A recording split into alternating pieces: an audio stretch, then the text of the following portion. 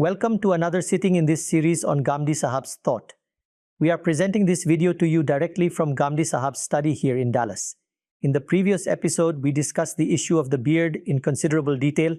Let us remind ourselves that we are here in order to understand Ghamidi Sahab's point of view regarding the 23 questions that are often presented to him. In the last episode, we witnessed thousands of comments from viewers, many of whom disagreed with what Ghamidi Sahab was saying. I want to clarify at the outset that the purpose of this conversation, as well as of this series, is not to create a debating arena where viewers' objections are answered one by one, nor is it meant to raise allegations against anyone. The central purpose remains to understand Ghamidi Sahab's approach and to present before him the approach of those who critique him. We welcome those who disagree. We will attempt to place their reasoning before Ghamidi Sahab and then understand his perspective on those objections. And one more point I would like to mention is that since the show is live, we receive a large number of comments. While the 23 questions commonly posed to him will be addressed in this series, we also run Al-Bayan and Meezan on Wednesdays and Thursdays, where we will take up your other questions, apart from these 23, towards the end. Once again, Ghamidi Sahab, thank you for your time. Last week we discussed this issue extensively, and we had hoped that Muslims might allow you to move beyond the topic of the beard. So, are you ready for some more discussion on the beard? Yes, I am ready. So, Ghamidi Sahab, the questions that have come in after scrutiny, I have divided into 3 categories based on the nature of the disagreement your approach has encountered. The first category relates to certain verses of the Holy Quran. The second concerns the hadith of the Prophet Muhammad, peace be upon him. And the third relates to people's impressions that are rooted both in historical tradition and in cultural practice. The first objection regarding the beard is based on the Quran, specifically Surah Al-Rum verse 30, where God Almighty explains that He created human beings upon a particular nature. We are required to act in accordance with that nature and not attempt to alter it. Since the beard grows naturally on the face, trimming it is seen as contradicting that verse. How do you respond to this? Before beginning, I would like to say that this is a very good question because it gives me the opportunity to explain my approach when I investigate a religious issue. There is no doubt that the Holy Quran is present before us as the Book of God Almighty. Whenever any question regarding religion arises, the Holy Quran must be the primary point of reference. Now, if you examine the Holy Book to see how it gives instructions regarding prayer, pilgrimage, ethical principles, righteousness, or commands related to jihad, you must ask, does it specifically mention the beard anywhere? If you read the Quran from beginning to end, you will not find any explicit instruction regarding the beard. When the Quran lays down ethical principles, such as in Surah Bani Israel, or when it defines those matters that form the foundations of religion, including faith, manners, and conduct, even there the beard is not mentioned. Even when the Quran discusses matters of the Sharia, such as laws pertaining to divorce or other legal issues, the beard does not appear. There are 2 verses that are often cited in this context, one from Surah Al-Baqarah and another from Surah Al-Rum. Surah Al-Rum, Surah Nissa, Surah Nissa. In these 2 verses, an extremely important principle is explained. The perspective from which people usually approach these verses, and please pay close attention to what I am saying, the crux of the matter is this. In the world in which God Almighty has revealed His religion, this entire religion, which we identify as the religion of the prophets who came with revelation, rests on a fundamental foundation. God Almighty says that this foundation is human nature, Fitrah. It is not the case that something alien was imposed upon human beings from above. Rather, God Almighty created human nature in such a way that this religion becomes its natural demand. You may use the term Fitrah, or human nature, as it is known in Arabic, or the word khalq, which means creation. God Almighty says that you must understand the Fitrah upon which He has created you. If you remain upon your Fitrah, you are on the straight path of religion. If you alter or diminish the nature that God Almighty has created, the obvious consequence will be deviation from the truth of religion. This is precisely the matter under discussion. Yes, This is precisely the matter under discussion. The essence of this issue becomes clear when we consider the episode in which Satan challenged God Almighty, claiming that he would mislead human beings. A dialogue is recorded in the Quran regarding this claim.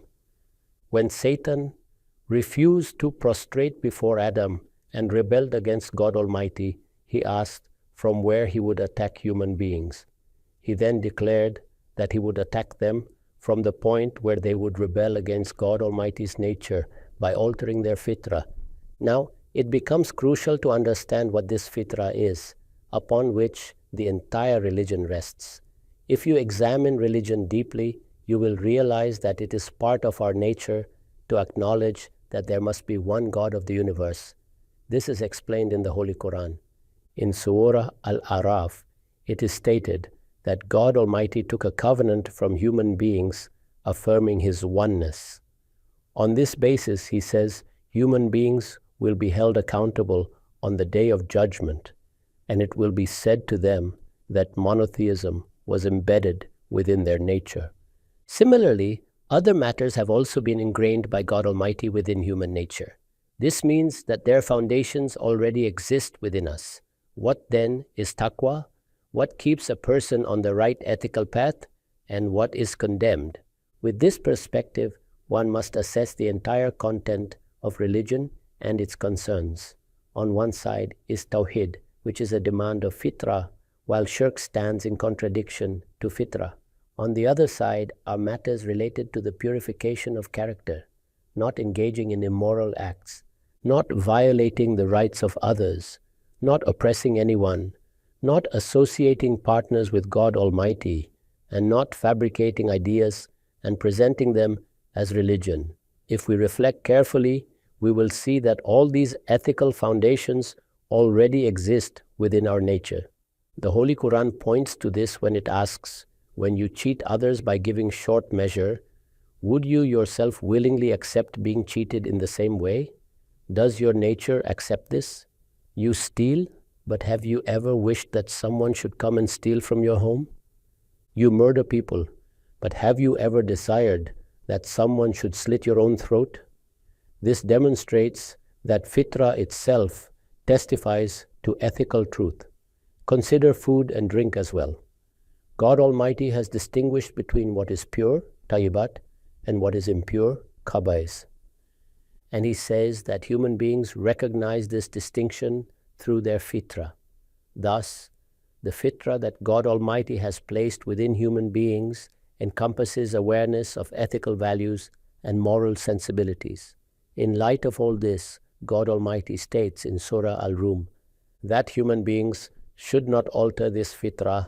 The phrase "La tabdil li khalqillah" means that this nature has been created by God Almighty and should not be changed. There are both essential and incidental dimensions to this. For instance, if God Almighty has created you as a man, you should not attempt to become a woman. If He has created you as a woman, you should not attempt to become a man. In all other matters too, God Almighty has established a natural path, and deviations from it are discouraged. Similarly, the needs, desires, and aspirations for success that God Almighty has placed within us are also governed by religious principles. God Almighty does not demand that we abandon these things altogether. Rather, He expects moderation and balance. This moderation itself is fitrah. When someone claims that the world is merely an illusion and that one must abandon it entirely in order to attain enlightenment, or that one should retreat into forests and live as an ascetic, such ideas contradict fitrah, the divine order through which families are formed, children are born, lineages continue, and responsibilities are fulfilled, is itself part of fitrah. While there are certain restrictions within this order, rejecting it altogether and choosing a life of total renunciation goes against fitrah. Thus, the fitrah created by God Almighty in human beings is the foundation of religion. Within this framework, the meaning of the verse becomes clear. To argue on this basis that because God Almighty has given men facial hair, trimming the beard is forbidden, is a misuse of this concept. Hair grows not only on the face but also on the head and other parts of the body. For reasons of cleanliness, hygiene, and maintenance, people manage and groom their hair. It is nowhere stated that because God Almighty has placed hair on our heads, we must never cut it. Clearly then, this verse is being misunderstood. What God Almighty has stated here is not something trivial. It articulates a profound philosophy of religion.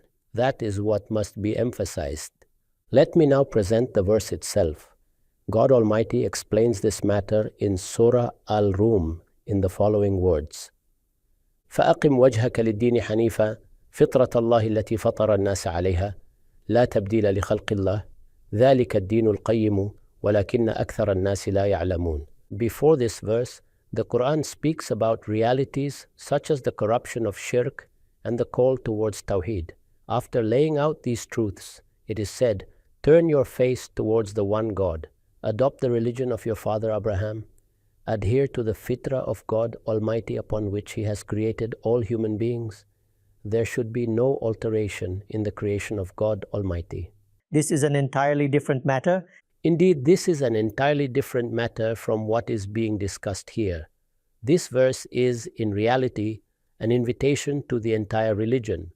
It clarifies that religion is not something externally imposed upon human beings. Rather, it emerges from their inherent nature. Faith, ethical principles, and even the laws of the Sharia are expressions of Fitrah. Faith as an inner inclination, ethics as moral awareness, and law as that awareness structured into rules. Thus, the verse states that you must turn towards the one God, following the way of Ibrahim, and align yourselves with the Fitrah upon which God Almighty created humanity. This Fitrah must not be altered. If you reflect on this carefully, you will see how profound this explanation is. Let me share what I have written in my Quranic exegesis regarding this verse. After explaining the translation, I note that this religion is not an external imposition but a manifestation of human fitrah. To oppose it is, in effect, to oppose one's own self. When a person rejects religion, he is not in conflict with prophets or scholars. He is in conflict with his own nature. With his fitrah. This means that this religion is not something external to you that has been imposed upon you from above. Rather, it is essentially the manifestation of your fitrah. If you come into conflict with it, it is equivalent to coming into conflict with yourself. In doing so, you deprive yourself of the inner treasure that already exists within you. When this religion instructs you to eat what is pure and to refrain from what is impure, your fitrah already informs you of what is lawful and unlawful to consume. When you err, the prophets of God Almighty come to correct you. They take you by the hand and guide you back to the right path. Your fitrah continuously tells you to believe in only one God Almighty, the creator of the universe, the sovereign king. No one besides Him is worthy of worship. When you fall into shirk, the prophets come and tell you that you are acting against your fitrah. Shirk has no place in human nature. Human fitrah bears witness only to Tawheed. Likewise, when you are instructed regarding the purification of character or laws founded upon moral refinement, what is actually being illuminated is the knowledge that God Almighty has already placed within your fitrah. So, what exactly are you conflicting with? On this point, my esteemed and revered teacher, Imam Amin Ahsan Islahi, has written a note in his Quranic exegesis, which I have quoted here. Please listen carefully. It becomes evident from this that the philosophers who claim that a human being, by virtue of his fitrah, is a tabula rasa, a blank slate, who is merely a reflection of his environment and a creature of habit, are entirely mistaken. This means that such philosophers assert that a human being is born without any intrinsic moral or cognitive structure, as if existence is granted to him in a completely blank state. Imam Islahi continues, God Almighty has created human beings with a superior constitution and a superior fitrah. They have been endowed with knowledge that enables them to distinguish between good and evil and between truth and falsehood. This means that a human being enters this world already possessing this awareness. The inclination towards goodness and even the urge to refrain from evil has been embedded within him. However, this fitrah does not resemble animal instinct, from which there is no escape. A human being is not bound like a robot. He has been granted agency and the capacity for decision-making. Just as he applies this capacity to external realities, such as excavating mountains, or attempting to explore the skies, he can also turn away from his fitrah. In fact, he possesses will and intention. As a result, driven by love for the world and the pleasures of desire, he often becomes so blind that despite knowing the difference between truth and falsehood, he not only follows falsehood, but also memorizes and systematizes philosophies that justify it. This deviation is precisely what the prophets address. They describe fitrah, explain it in its entirety, and clarify its various dimensions for human beings. Why do prophets come? Because within your fitrah lies the abode of Tawheed. Within it are the foundations of ethics. Within it exists the ability to distinguish between purity and impurity. This is the fitrah upon which the prophets work and which they further refine. They treat it, correct distortions, and remove misunderstandings wherever they arise. What is this then? ذَلِكَ الدِّينُ الْقَيِّمُ. This is the true and upright religion. Now observe what God Almighty states immediately thereafter, but most people do not know.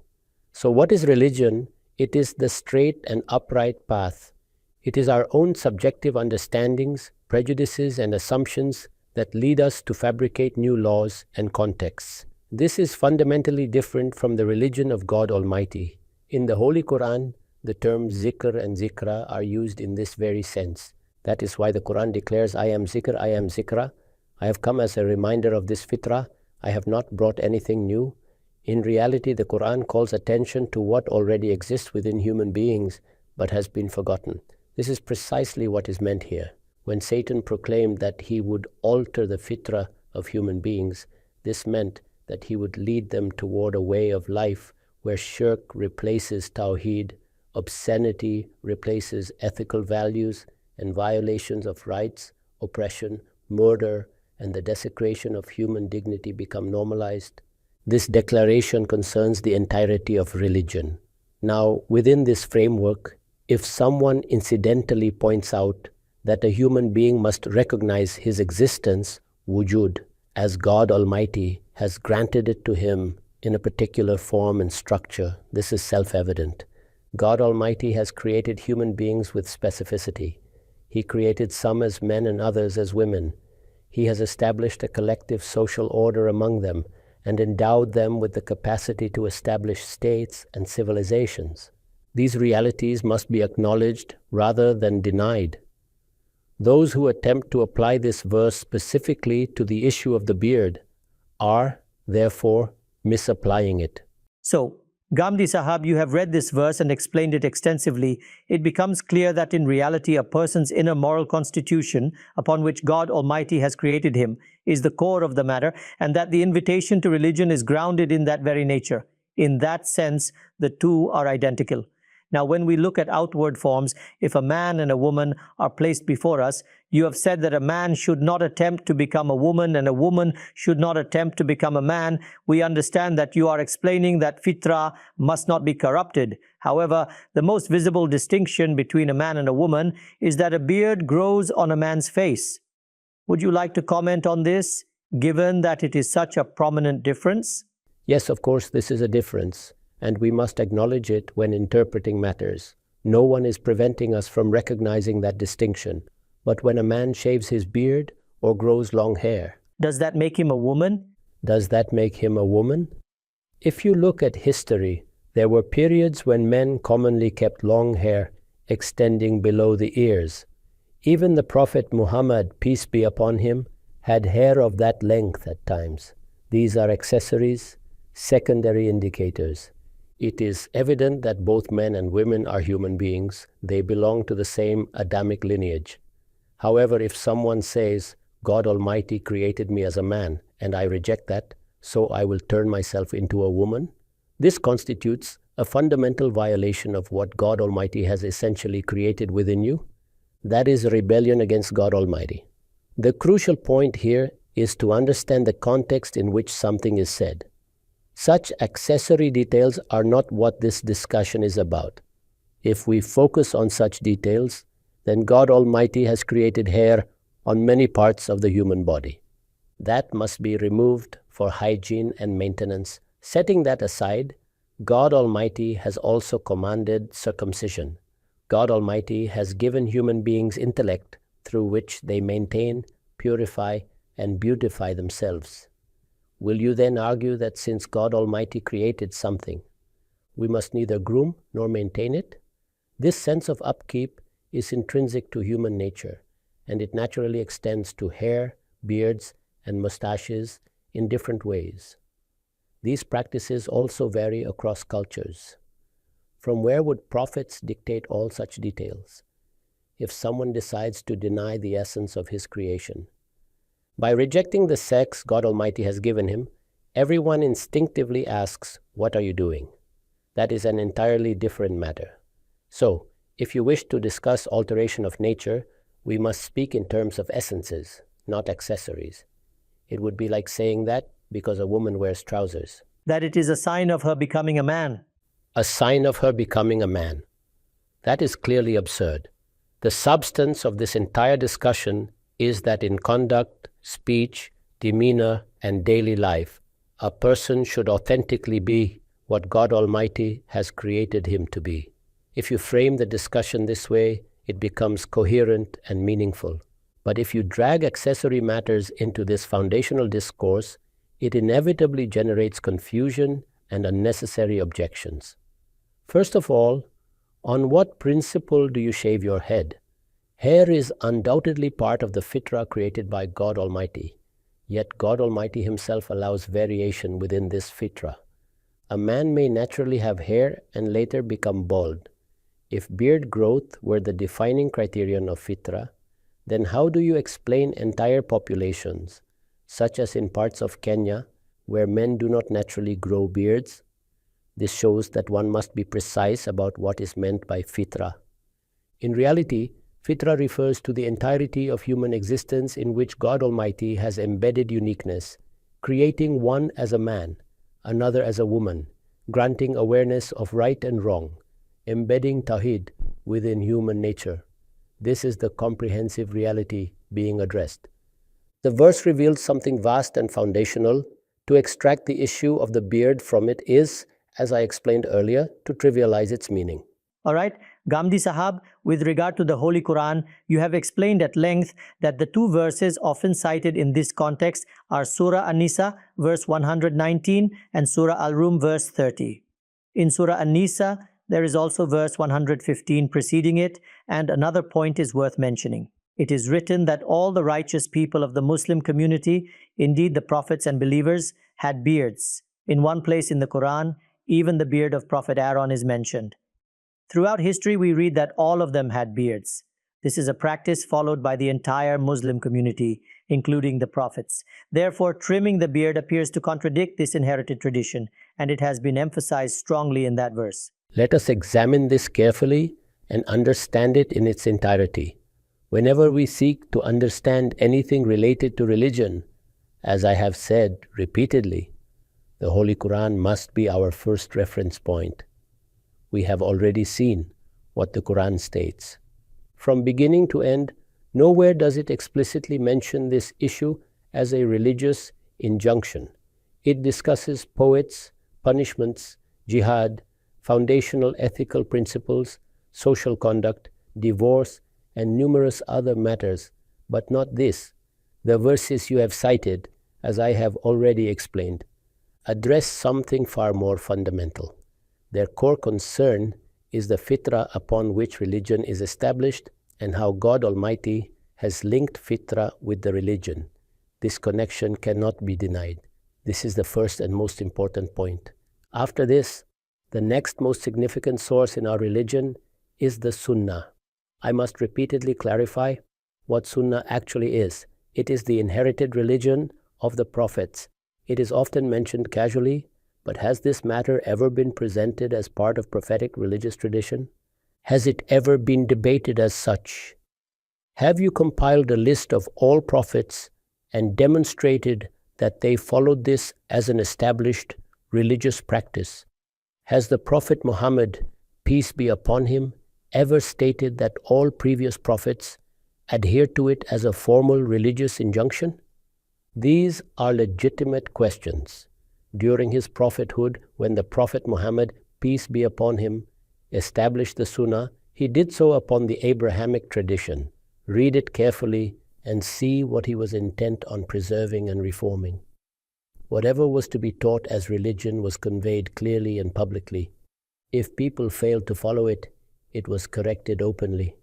This process produced consensus among the companions.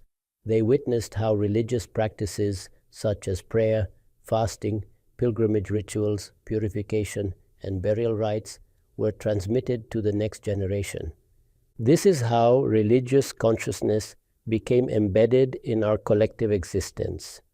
The companions adopted these practices, and they became established traditions. If you examine the entire corpus of Sunnah, you will not find the Prophet Muhammad, peace be upon him, engaging the companions in discussions on this matter. It was never treated as a religious injunction in the manner it is presented today, where trimming the beard invites harsh condemnation. Such a phenomenon simply did not exist during the lifetime of the Prophet. Therefore, when defining Sunnah, it becomes essential to ask what was actually declared as Sunnah. When the Prophet Muhammad, peace be upon him, instituted a Sunnah, it was something already inherited from antiquity, which he refined, corrected, and clearly defined before transmitting it onward. Thereafter, it is propagated within society. People are informed that this is the manner in which something becomes Sunnah. As a result, its transmission continues through consensus and in large numbers. This means that Muslims collectively accept it as religion and pass it forward. They transmit it to succeeding generations. It neither emerges at a later stage nor fades away over time. Rather, it comes into existence during the lifetime of the Prophet by virtue of his practice. The companions transmit it through ijma and tawatur, and in exactly the same form it is handed down through generations. This is the way in which the rules of the Sunnah, insofar as they constitute religion, are transmitted. I have prepared a complete index of these at the beginning of my book Meezan, where I have listed those practices that the Prophet Muhammad, peace be upon him, explicitly designated as Sunnah.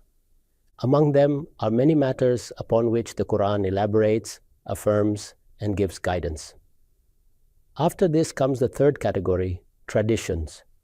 This refers to the narration of events by individuals based on their personal encounters with the Prophet, peace be upon him. Typically, the narration takes the form of, I met him, I heard him say this, or on a particular occasion the Prophet gave this advice. As I have mentioned earlier, sometimes this guidance is narrated in the form of a single sentence. At other times, an entire event or dialogue is narrated with its context, and in some cases, the context is omitted, and only the words, interpreted through the narrator's understanding, are reported. How are we to understand all these things?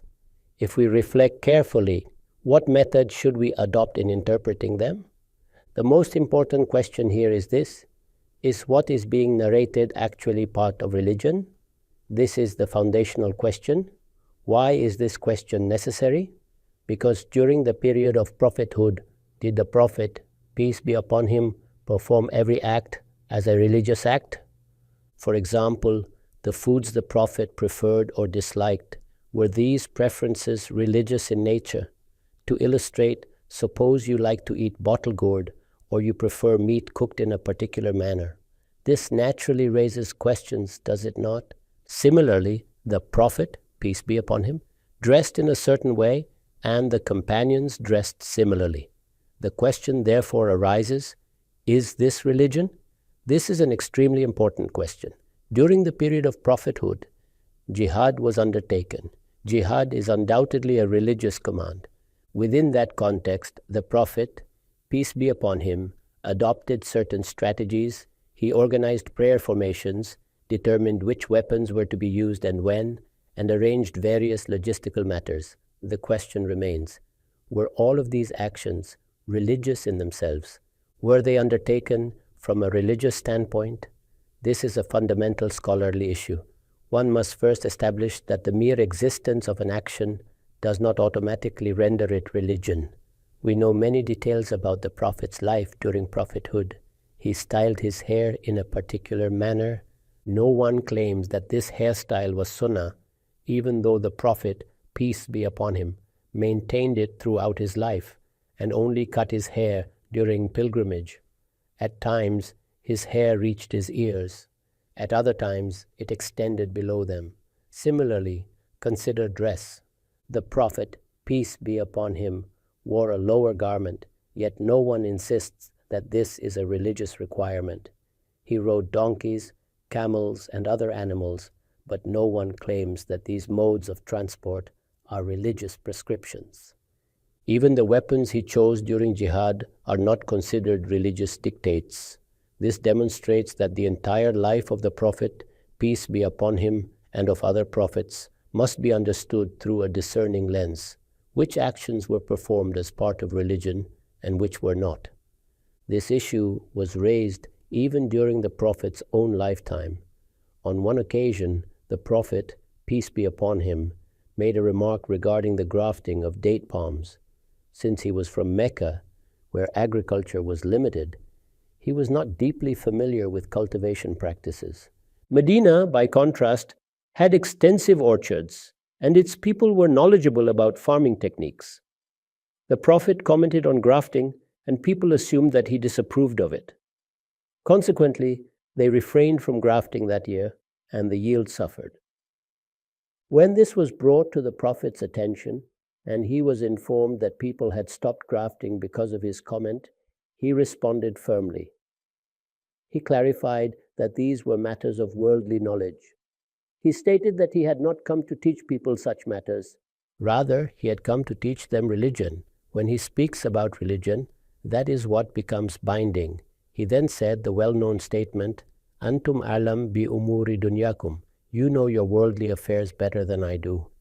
He further explained that when he comments on such matters, it reflects his personal estimation and understanding, and people are free to evaluate it, adopt it, or reject it. There were many similar instances within Arab society at the time. For example, people would say, eat this, it is beneficial, based on ancestral experience. At that time, such matters were not part of a developed science. They were based on communal wisdom, passed down by elders, mothers, and grandmothers, particularly in rural settings. The Prophet, peace be upon him, also narrated such things in the same manner. Sayyida Ayesha relates that during the later period of the Prophet's illness, people would come and suggest various remedies, and she would prepare them for him. Clearly, such matters are not religious injunctions. Thus, the Prophet, peace be upon him, himself clarified what religion is. Therefore, when it is claimed that the prophets did certain things, the crucial question arises, were they doing them from a religious standpoint? If the Prophet, peace be upon him, tied a lower garment, was it for religious reasons? If he rode a donkey, was it an act of religion? If he wielded a sword during jihad, does that mean religion consists in holding a sword? These questions inevitably arise. Highlighting them leads us to a critical point. We must clearly define what constitutes religion. When you examine the entire structure of religion, you find that it consists of 4 components. First is worship. Second are the etiquettes of bodily purification, which include general rules of cleanliness, as well as specific requirements when presenting oneself before God Almighty.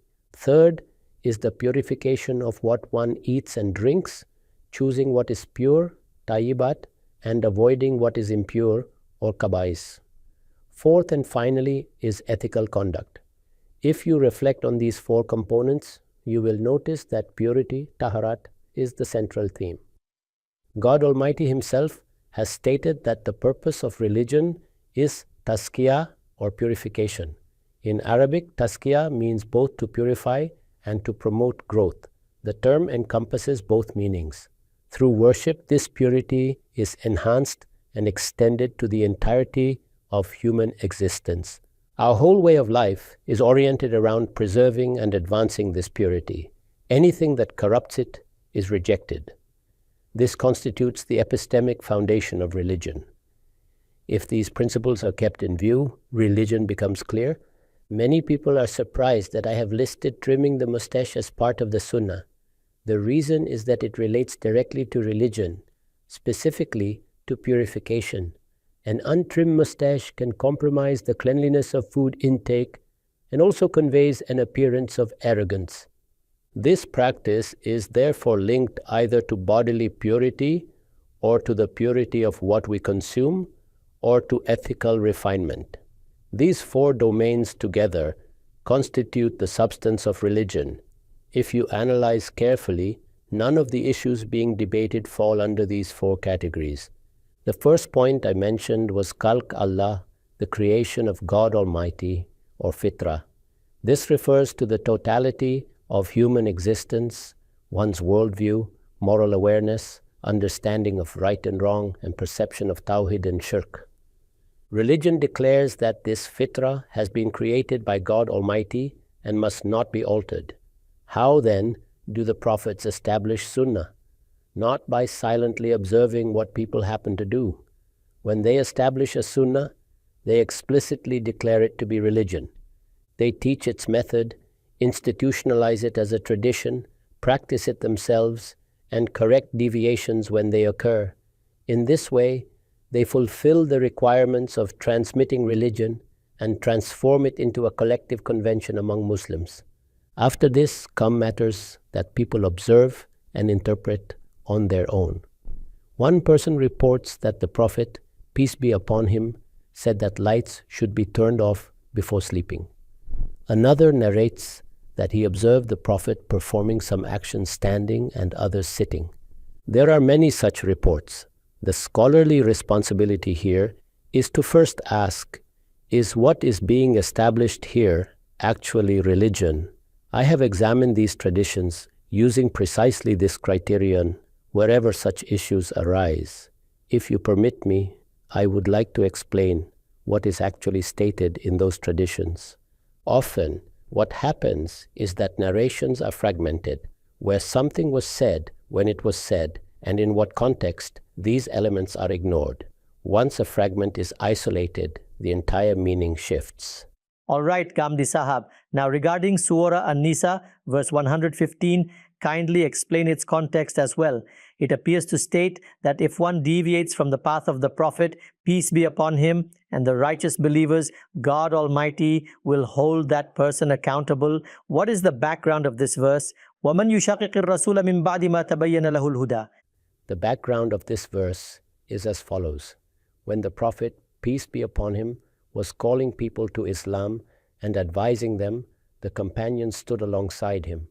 As servants of God Almighty, they followed his commands sincerely and struggled together with the Prophet. Whatever the Prophet taught, advised, or endured, they followed him with devotion and commitment.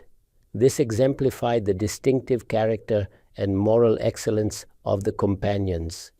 In contrast to this group stood the hypocrites, whose declared mission was opposition to the Prophet and hostility toward the Muslims. They actively plotted against the faith. It is in reference to these people that it is said that those who oppose the Prophet, peace be upon him, and deviate from the path of faith, after guidance has become clear, will make hell their abode. This is the theme of that verse. I have explained it in detail in my book Maqamat. There, under the heading of Ijma, I clarify that this verse conveys an entirely different point. It does not imply that if a Muslim holds a particular opinion or adopts a certain viewpoint, he has necessarily deviated from religion. An opinion may be right or wrong. It remains open to evaluation and critique.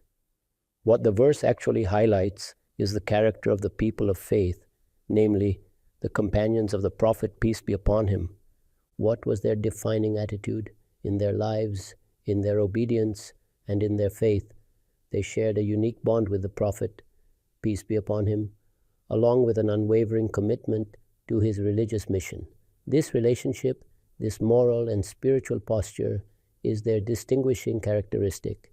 What is being stated, therefore, is that true believers relate to God's messenger in this manner. Their relationship is not one of forming factions, opposing him, or abandoning the way of the companions and the Prophet, peace be upon him, in order to initiate independent missions or movements. This is the point being made. When a verse is situated within its proper context, its true spirit and intended meaning become clear. All right.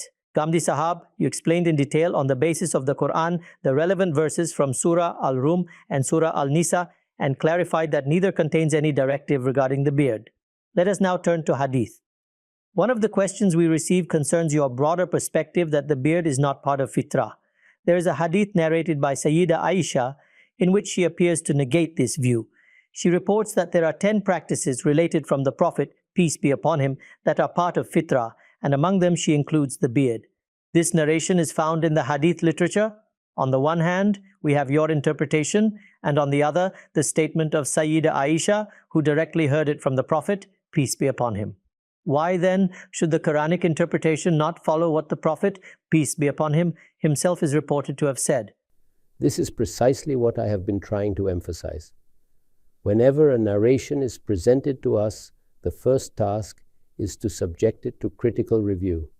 The established scholarly tradition of our religion requires us to begin by examining who the narrator is and how the narration has been transmitted. In this particular case, the chain of transmission is weak. More importantly, the narrator himself displays uncertainty and confusion. This is a contested narration. The narrator explicitly states that he has forgotten the 10th item. He then speculates that it might have been rinsing the mouth during ablution. What is especially significant is that if this 10th item is included as rinsing the mouth, then another highly important practice, circumcision, is entirely missing, despite the fact that it is mentioned in 3 authentic traditions narrated during the Prophet's lifetime. Oh, I see. From this alone, it becomes evident that the narrator has forgotten crucial elements. He is narrating from memory, having omitted some practices and included others inconsistently. All the other practices under discussion, such as trimming the mustache and circumcision, clearly relate to purification. Why then should the beard not also be included? The original and well-established narration here is Khamsun min al-Fitrah, which lists 5 practices. When you examine this narration carefully, you will find that each item fits seamlessly within the conceptual framework of religion. This is precisely how traditions must be evaluated. 3 fundamental considerations must always be kept in mind regarding any narrator. First, the narrator's integrity. Second, the strength of their memory. And third, whether they properly understood what they were narrating. In this case, it is firmly established that the narrator forgot one of the items. The unresolved question remains, what exactly was that missing 10th item? If it was rinsing the mouth during ablution, then where does circumcision belong? This inconsistency shows that items have been arbitrarily included and excluded. As such, this narration cannot be relied upon as authoritative and should not be used as evidence. Had it been sound, I would have explained its meaning accordingly. The more fundamental methodological point here is this. When engaging with the corpus of hadith, the very first decision one must make is whether the matter under discussion pertains to religion at all. Narrators often report a wide range of details because their role is to preserve historical record. They narrate that the Prophet, peace be upon him, rode a donkey, instructed a woman where to place her luggage, gifted a camel to someone, or dealt with people in specific ways. Each of these reports must be examined individually to determine whether it carries religious significance.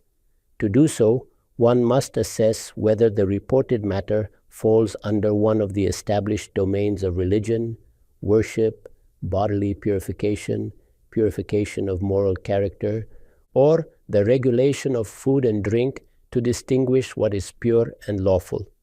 Keeping these categories in view reveals the central objective of religion, which is purification or tazkiyah. Only those matters that clearly serve this purpose qualify as religious directives. If a report does not fit within this framework, then one must consider other possibilities. Did the narrator misunderstand the emphasis? Was the context different? Has the situation been misrepresented? These questions must be addressed critically. All right, Ghamidi Sahab, this is indeed a very interesting point. You are saying that this narration is weak and that the narrator himself admits to forgetting the 10th item. However, many people point out that there is not just one hadith about the beard, but several. Some state, grow the beard and trim the mustache and differ from the disbelievers. In others, the reference to opposing the disbelievers is omitted. In still others, it is said that the disbelievers trim their beards, so Muslims should grow theirs. In the previous session, you mentioned that these issues are debated. Have you considered all these narrations? Yes, I have examined all of them, and my findings have been published. All narrations related to the beard were collected and scrutinized. Those with unacceptable chains of transmission were set aside. Those with strong chains were analyzed to determine their original intent. And what did you conclude, Ghamidi Sahab? Could you explain it in detail? As I mentioned, this work has already been published. Among all the narrations on this subject, only 7 meet the standards of Sahih or Hassan and are worthy of consideration. What happens in many cases is that narrators report only a fragment of what was originally said. For example, they quote the statement, Ahfu al-shawariba wa arfu al-liha, trim the mustache and let the beard grow. Is that all that is said? Yes, that is often all that is reported. However, when you collect all the narrations together, it becomes clear in what context these words were spoken. This teaches us an important lesson. When people narrate what they have heard, they may omit context, background, or intent due to their own understanding or preferences. When such elements are missing, it becomes our responsibility to reconstruct them. God has endowed us with reason and insight. We must exercise them. Consider how, for over 1200 years, scholars repeatedly narrated the hadith stating that leadership should belong to the Quraysh. A consensus was even claimed on this point. But did the Prophet, peace be upon him, truly bind the Muslim community to this rule for all time? Were the Quraysh granted perpetual political superiority until the day of judgment? When these narrations are examined contextually, it becomes clear that they were not meant as eternal commandments. Rather, the Prophet, peace be upon him, was offering a practical solution for his immediate historical context to prevent political discord after his death. This is analogous to saying today that in Pakistan, power should rotate among the major political parties. Such a statement addresses a specific situation. It is not an eternal decree. Scholars such as Amin Ahsan Islahi, in Islami Riyasat, Maulana Maududi, and Maulana Abul Kalam Azad have all explained this issue from different perspectives, agreeing that it was a contextual directive rather than a timeless command. The same principle applies to the narrations about the beard. As I have written, these traditions do not establish an obligation to grow or not grow a beard. Rather, they instruct believers to avoid adopting appearances that, at the time, symbolized arrogance and superiority among Zoroastrians, polytheists, and certain people of the book. Everyone had a beard in those days. Abu Jahl had one, and Abu Lahab had one. The issue was not the presence of a beard, but its style and symbolism. Leaders among these groups would adopt exaggerated styles to express pride and dominance. Similar examples can be observed even today. What the Prophet, peace be upon him, was emphasizing was simplicity and humility in appearance, consistent with the character of true believers. When understood in this way, these narrations fit squarely within the ethical framework of religion. The question, therefore, is not whether one must grow a beard or a mustache, but how one presents oneself if one does so. A long mustache with a shaved beard often became associated with vulgarity and moral laxity, something every Muslim should avoid. At the same time, men have historically grown long mustaches as expressions of masculinity and self-assertion. This tendency is well known. Seen in this light, the guidance of the Prophet, peace be upon him, is directed not toward enforcing a specific physical form, but toward cultivating ethical restraint, humility, and moral refinement, qualities that lie at the heart of religion itself. This point is also worth noting within the framework of religion. It is for this reason that narrations mention allowing the beard to grow. Expressions of masculinity have always been culturally significant. One can observe this clearly among Pathans and in many other societies. The Prophet, peace be upon him, permitted the beard to be grown so that, taken as a whole, one's appearance remains dignified and respectable. In this way, the cultural function of the mustache as an expression of masculinity could be accommodated without compromising decency. In tribal societies even today, one encounters similar styles of beard. When the Prophet, peace be upon him, advised trimming the mustache, the accompanying phrase, "let the beard grow," was spoken with this cultural and social context in mind. It was addressed to a people for whom the beard was already a given. There was no intention here to issue a categorical religious command mandating the keeping of a beard. Consider analogous matters. If one wears a kurta, how should it be worn? If one ties a lower garment, how should it be tied? At that time, people generally kept mustaches. It is only in the modern period that grooming tools and products have made the maintenance of beards and mustaches far easier. In earlier times, people grew beards quite naturally, often because they found them aesthetically pleasing. The real question was never whether to grow a beard, but rather how it should appear. There are many such issues in the hadith literature where context and circumstance have not been properly understood, and as a result, practices such as applying henna or not applying it, dyeing hair or not dyeing it, have been turned into matters of religion. In reality, the purpose of religion is purification, and all religious directives are issued in service of that purpose. This is the comprehensive framework within which I have explained these narrations. If you examine the remaining traditions, you will see the same pattern. In several narrations, the Prophet, peace be upon him, concludes with the phrase, وَخَالِفُوا الْمَجُوسَ, and do the opposite of the Zoroastrians. This clarifies the point entirely. What is being emphasized is contrast with the arrogant religious leadership of the Zoroastrians. In one narration, when the Zoroastrians are mentioned before the Prophet, peace be upon him, he states, إِنَّهُمْ يُوفُونَ شَوَارِبَهُمْ وَيَحْلِقُونَ لِحَاهُمْ فَخَالِفُوهُم. They grow their mustaches and shave their beards, therefore do the opposite of them. This makes it clear that the issue under discussion is appearance and presentation. As one continues reading other narrations, this point becomes even clearer. These discussions have been compiled and published. In some narrations, the reference shifts from Zoroastrians to disbelievers more generally, since their arrogant leaders adopted similar outward appearances. As the theme progresses, the Prophet, peace be upon him, is reported to have said, "Grow your beards, trim your mustaches, and dye your gray hair. Do not follow the ways of the Jews and Christians." Certain innovations had become prevalent among them, and the Prophet, peace be upon him, wished to ensure that such personas were not adopted by Muslims. As the narrations develop further, we finally arrive at the detailed report narrated by Abu Umama al-Bahili, may God be pleased with him, which clarifies the matter comprehensively.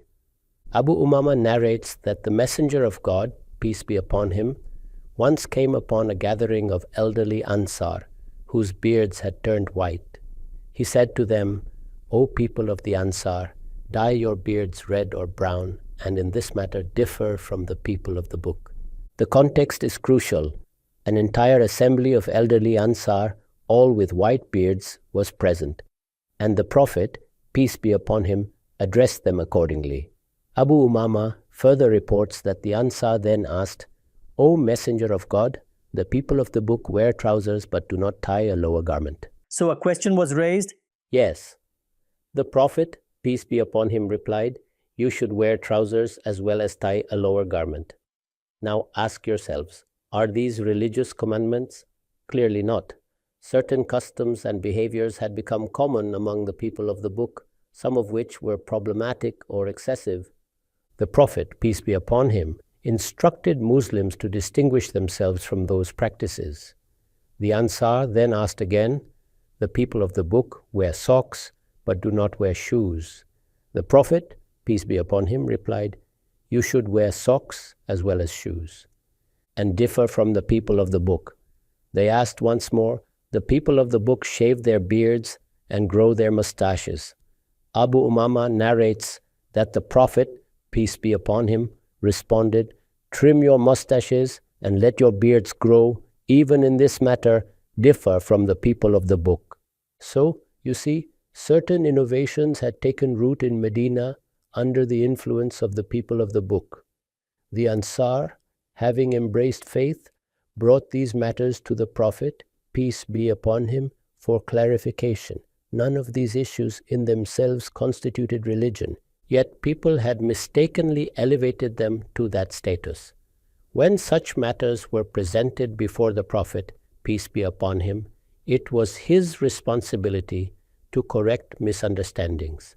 If a mistake occurs in matters of appearance, conduct, eating and drinking, or bodily purification, it must be clarified whether it falls within the scope of religion. It is under these categories that the Prophet, peace be upon him, offered guidance. Taking all these narrations together, I have concluded that growing a beard, like many other personal choices, remains optional. If someone grows a beard out of love for the Prophet, peace be upon him, or in emulation of the pious believers, it is undoubtedly a virtuous and blessed act. Adopting the persona of righteous people is commendable. However, this is not what is being mandated in these narrations. What is actually being emphasized is decency of appearance. Clothing should be appropriate. If one chooses to grow a beard, it should be maintained respectfully. And if innovations arise in religious understanding, it becomes necessary, especially in the presence of a prophet, to correct them. This is the context in which the Prophet, peace be upon him, made these statements. Many practices, wearing shoes during prayer, praying with socks on, and similar matters, have also been mistakenly turned into religious obligations. These narrations address precisely such misunderstandings. Thank you very much, Ghamidi Sahab. With your detailed explanations, the 3 Quranic passages and the relevant traditions have been discussed thoroughly, clarifying what is truly under consideration in these narrations. Our time has come to an end. Tomorrow at 1 p.m. in Ghamidi Sahab's study, we will continue the discussion. We are examining 23 foundational questions, and the next topic will concern women's parda. We will attempt to analyze every aspect of it in detail. For now, we consider the topic of the beard complete, as Ghamidi Sahab's position has been clearly presented.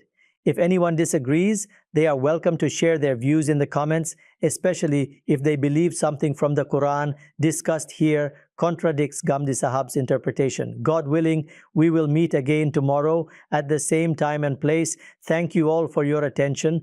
I say these words of mine, and I seek forgiveness from Allah for myself, for you, and for all the Muslims. Thank you very much.